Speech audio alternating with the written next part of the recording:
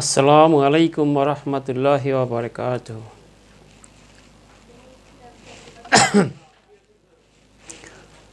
সম্মানিত দিনী ভাই ও বোনেরা, আশা করি ভালো আছেন। আজকে একটি বিষয় নিয়ে আপনাদের সামনে হাজির হলাম, তা হলো রাফুল ইয়াদাইন। রাফুল ইয়াদাইন আমরা করি যারা সহি হাদিস মেনে চলে, কিন্তু হানাফি মাযহাবিগণ তারা নবীজির হাদিসকে গোপন করতেও কার্পণ্য করে না। মুসলিম শরীফে 4টি হাদিস পরপর রয়েছে, যেখানে ইসলামী ফাউন্ডেশনের অনুবাদ প্রথম খণ্ড হাদিস নম্বর 852 তারাই অনুবাদ করেছে। তাদের বড় বড় হুজুররা অনুবাদ করেছে। বাংলাদেশ ইসলামিক ফাউন্ডেশন এদেশের সমাজের যারা মুফতি আছে তাদেরই বড় হুজুর, এরাই অনুবাদ করেছে। আবার এরাই বলে এখন যে এই ইসলামী ফাউন্ডেশনের অনুবাদ নাকি পানিতে ফেলে দিতে হবে। একজন বলেছে, প্রমাণ আছে আমার কাছে, তাই বলছি। কত বড় স্পর্ধা! তাহলে আমি যদি বলি, মুফতি সাহেব আপনি তো ওই আলেমদের থেকে পড়াশোনা করেছেন, তাহলে তারা ভুল অনুবাদ করেছে, তাদের ইসলামের শিক্ষা ভুল ছিল, তাহলে তো আপনিও ভুলে আছেন। এটাই তো চলে আসে, তাই না? আচ্ছা, হাদিসটি কি বলেছে দেখা যাক। হাদিসটিতে বলা হয়েছে, 4টি হাদিস পরপর আপনাদের সামনে আমি উপস্থাপন করব। সেখানে কোন বিষয়টি তারা গোপন করে তাও জানবেন। জাযাকাল্লাহু খাইরান।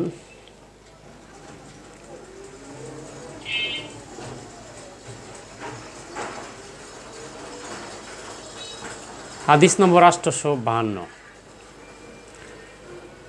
আবু বকর ইবনে আবু শায়বা ও আবু কুরাইব রহমতুল্লাহ আলাই জাবির ইবনে সামুরা রাদিয়াল্লাহু আনহু থেকে বর্ণিত যে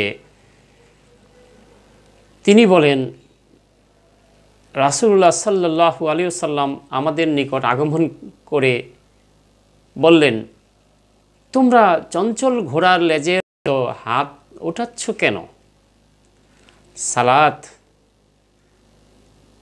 সালাতের মধ্যে স্থির থাকবে। একবার তিনি আমাদেরকে দলে দলে বিভক্ত দেখে বললেন, তোমরা পৃথক পৃথক রয়েছ কেন?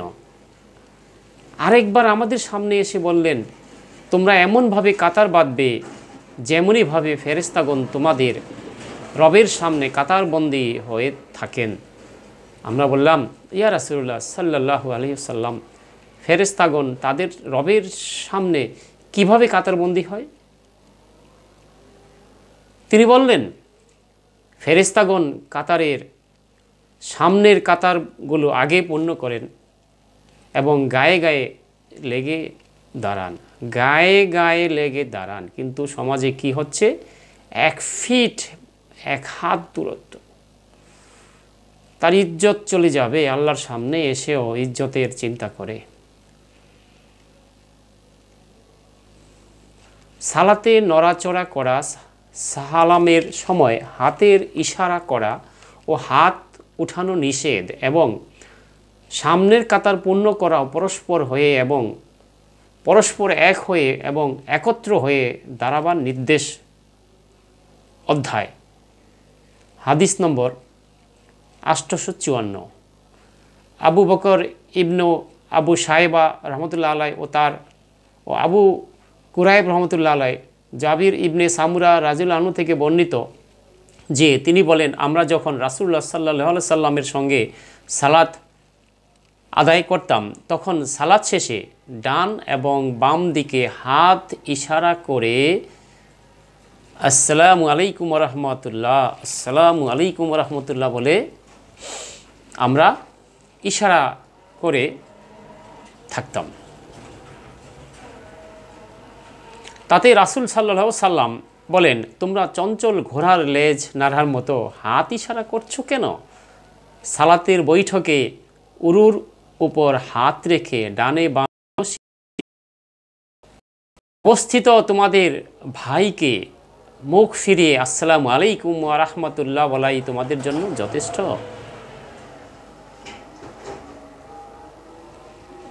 আল কাসিম ইবনে জাকারিয়া রহমতুল্লাহ আলাই জাবির ইবনে সামুরা রাদিয়াল্লাহু আনহু থেকে বর্ণিত যে তিনি বলেন, আমি রাসূল সাল্লাল্লাহু আলাইহি সাল্লামের সাথে সালাত আদায়ের শেষে আসসালামু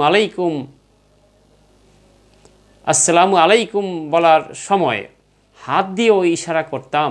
এতে রাসূলুল্লাহ সাল্লাল্লাহু আলাইহি সাল্লাম বললেন, তোমাদের কি হলো যে তোমরা এমনভাবে হাত দ্বারা ইশারা করছো যেন তা চঞ্চল ঘোড়ার লেজ? তোমরা সালাত শেষে যখন সালাম ফেরাবে তখন ভাইয়ের দিকে মুখ করে হাত দ্বারা ইশারা করবে না।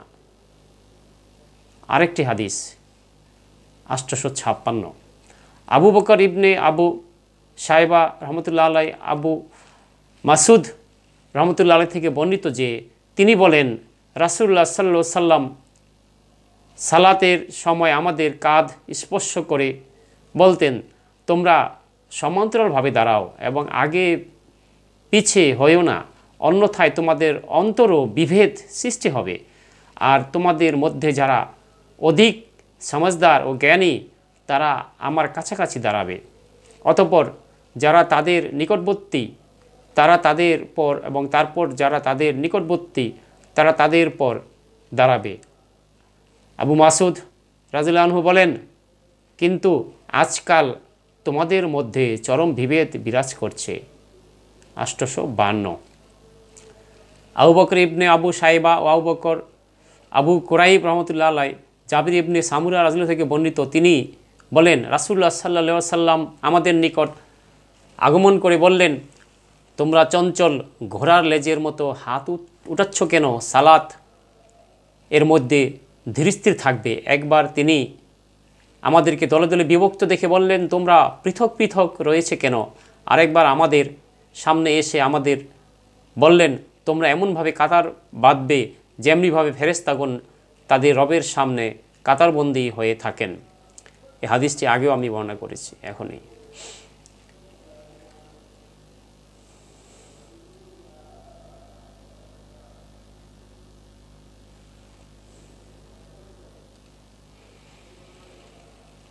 বিষয়টি বেশ গুরুত্বপূর্ণ, তাই না? এই হাদিস দিয়ে তারা রাফুল ইয়াদিন বন্ধ করতে চায়।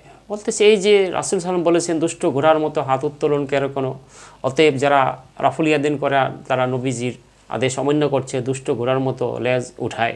নাউজুবিল্লাহ। আপনি হুজুর পরের হাদিসগুলি কেন গোপন করলেন? কারণ এটি সালাতের সুন্নাহ ও আদবের সঙ্গে বহির্ভূত সম্পর্কিত।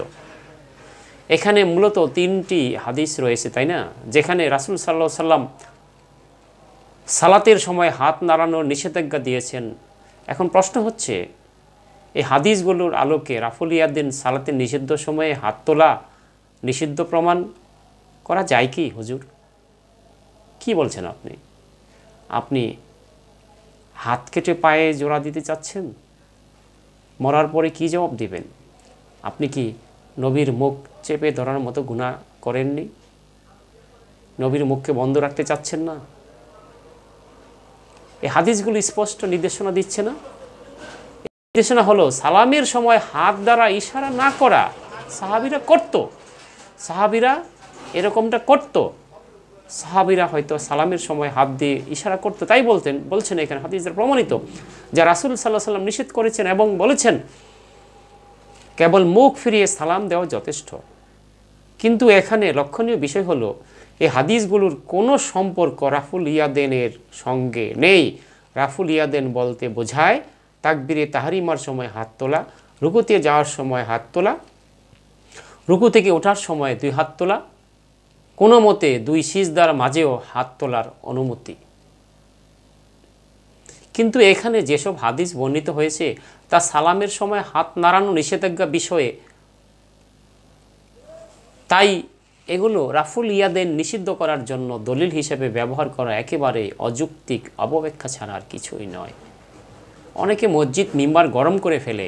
এই যে দেখেন একটা হাদিস বলে, 4টা হাদিসের 3টি হাদিস গোপন করে, পরবর্তীতে হাদিসে তার ব্যাখ্যা রয়ে গেছে, সেগুলোকে তিনি গোপন করে, তিনি কিন্তু পড়েছেন, জানেন, কিন্তু তার মাঝহাব টিকানোর জন্য এই কাজগুলো করছে। নাউজুবিল্লাহ।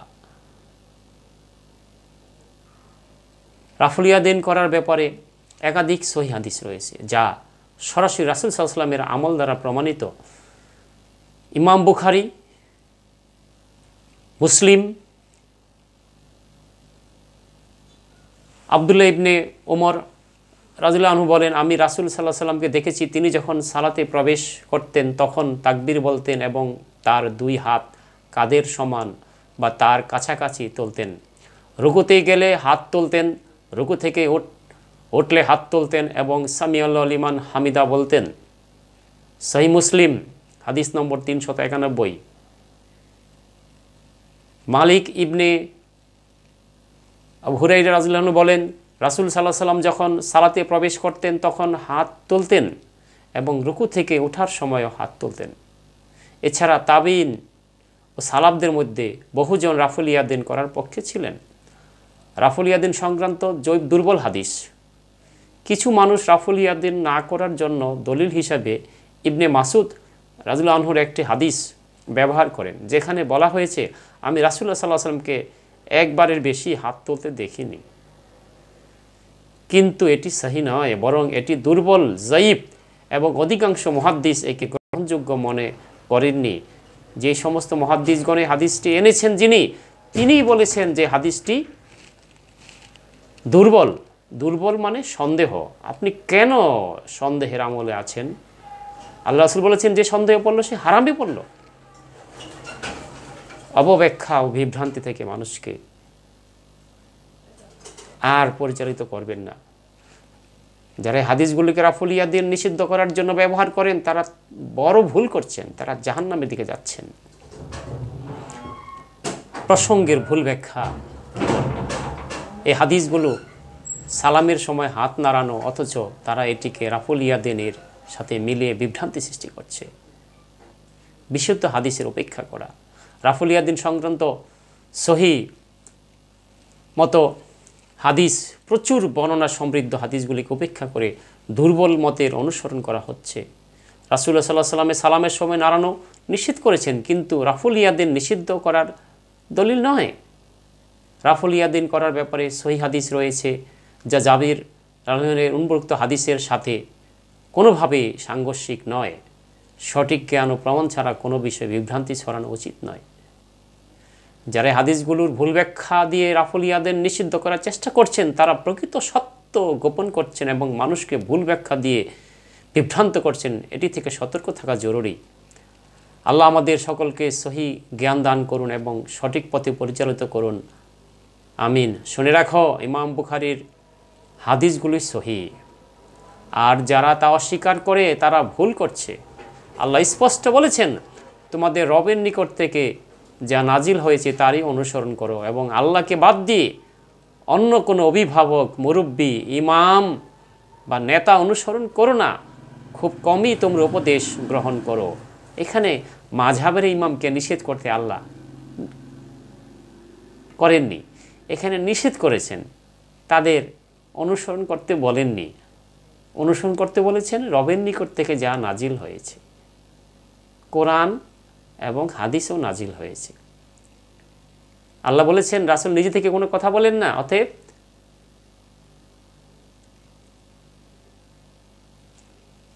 আল্লাহ রাসূল সাল্লাল্লাহু আলাইহি ওয়াসাল্লামের হাদিসও আল্লাহর বাণী, শুধু ভাষাগত পার্থক্য।